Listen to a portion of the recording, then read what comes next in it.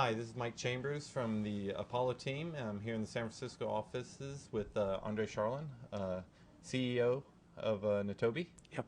How's it going, Andre? Good, good. One? Yeah, out here for Java 1 and stopped by the Adobe offices. Java 1's pretty interesting this year, lots of people. So are you here mainly as an observer? Are you guys showing off, are you speaking or have a booth or anything? Yeah, I'm down here with Dave, who's our CTO, and he's been doing a couple sessions on kind of advanced topics in Ajax and JavaScript development. Right. Yeah. And you guys do a lot of work with, and you have like an Ajax component library? Yeah, so Complete UI is our Ajax component suite, which has some really rich Ajax controls, like really rich data grid, combo box, trees, stuff like that. Right. Yeah. And how's the reaction to that been? It's been really good. You know, we've had Ajax components on the market for quite some time now, about 3 years. So yeah, and you know, all the time we're kind of pushing what you can do in the browser and also supporting more stuff on the back end. Like we just released a whole bunch of new Java stuff and Eclipse support and a bunch of server-side stuff like struts and Hibernate and servlets. Right. Is that do you find that's a lot of your market or Java developers? Yeah, probably 60% of our market is Java developers. Okay, cool. Yeah. Do you have something you can show us? Yeah, Give definitely. an example? Yeah, we have some components up here. You can see that. So this is just a reference application we put together. So you can see here, this is our data grid. It does stuff like keyboard navigation all around it. And this is just because this is JavaScript and this Ajax is all, and HTML? All DHTML and JavaScript, exactly.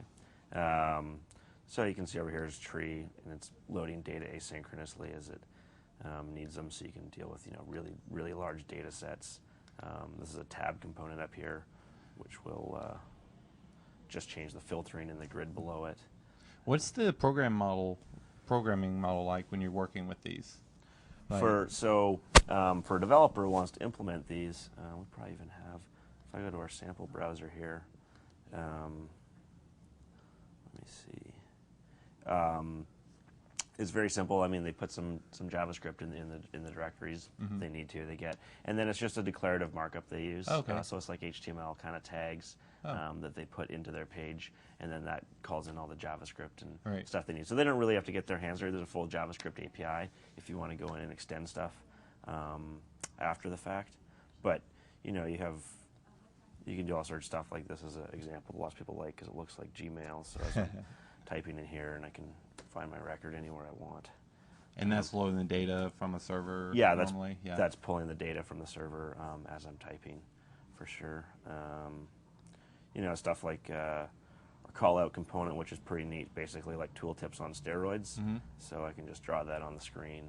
And it's skinned, so you can have this little thing move, the little pointer move around any part on the site.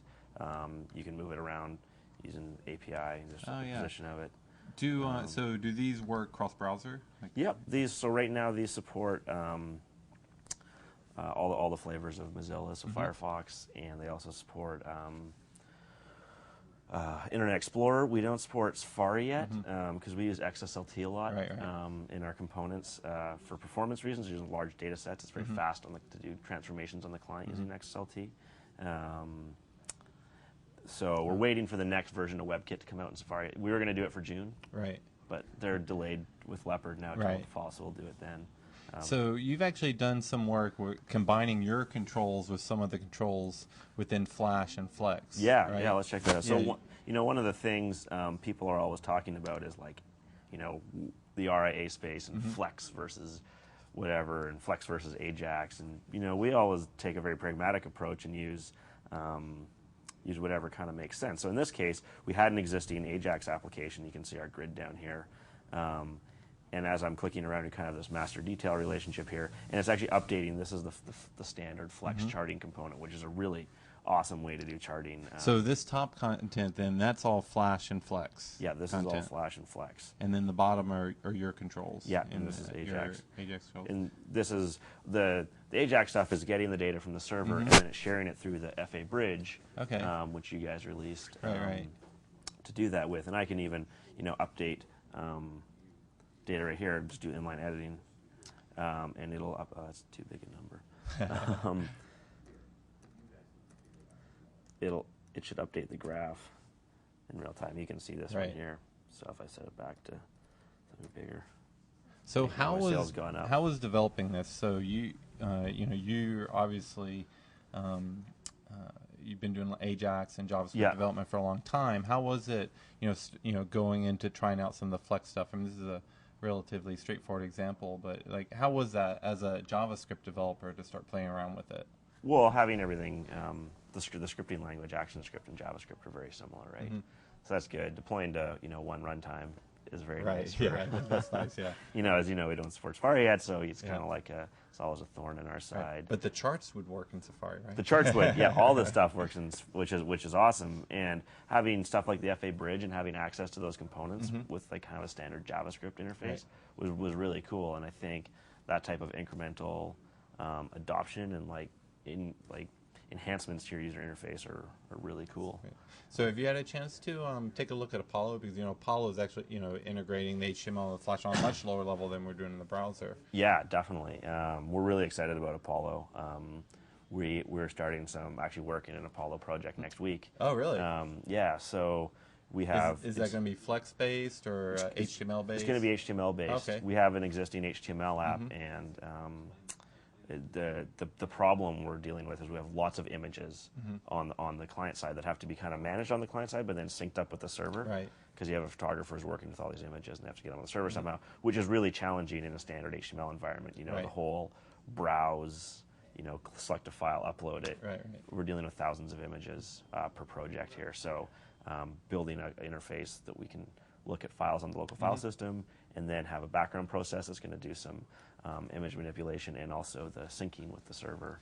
And is that an application that kind of, is that replacing a web application or is it complementing something that you already have? Well, what it's doing actually is it's enhancing an existing web application and replacing this really kind of old, hacked together, kludgy, there's like some C code that kind of tries to get this FTP server running on like a client and then doing the connection, and it's a nightmare, right?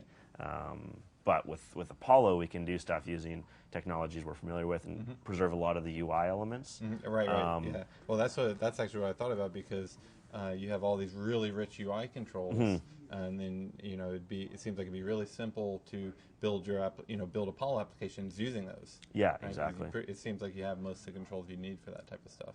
Yeah, definitely, and just being able to work in HTML and take parts of your existing application, put it in the Apollo environment, and then draw upon all the APIs you get access to is huge. And we're really excited about getting this project off the ground with it, because they don't have a good solution right now. It's not really feasible. Is that something that we're going to get to see a beta of, or is that a project that may be like an internal thing? Or? No, it's for another kind of startup software company.